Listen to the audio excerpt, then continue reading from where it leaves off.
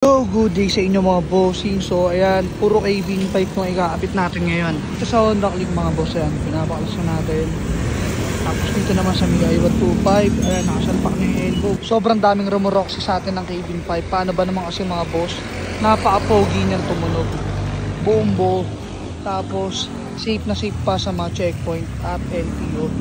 Hindi siya maingay mga bossing. At sa mga paulit-ulit na nagtatanong kung plug and play lang ba daw to yung ating Kevin 5, yes po mga boss, plug and play yan. Okay mga bossing, sound check muna natin to Kevin 5 na pang Miyagi 125.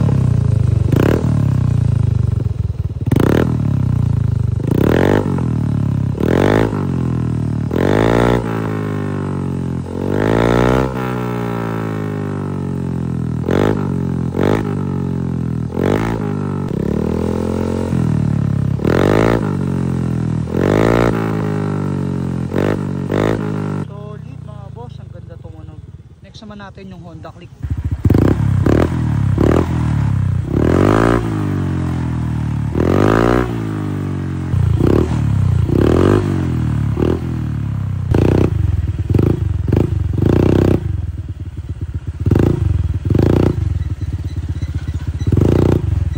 Solid mga bossing. Ayan, sa mga gustong rumoxy ng Kevin 5 natin, dito lang yan mga boss sa Dasma Cavite. Ipin nyo na lang sa map KCC Moto Parts Sampaloc 4. Yung link ilalagay natin dyan sa ating comment section. At kung nandito ka naman sa TikTok, pindutin mo lang bossing yung yellow basket natin dyan. Roxy na kayo mga bossing.